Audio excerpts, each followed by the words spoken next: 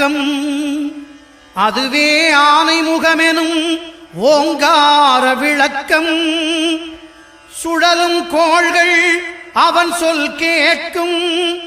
அவனை தொழுதால் போதும் நல்லதே நடக்கும்.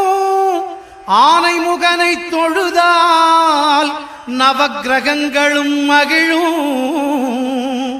நல்லதே நடக்கும், நல்லதே நடக்கும்.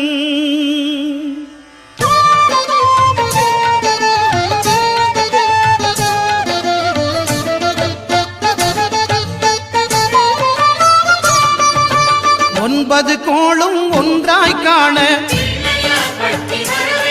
அங்கு கற்பகம் என்னும் கடவுளின் மெய்யில். ஒன்பது கோளும் ஒன்றாய் காண அங்கு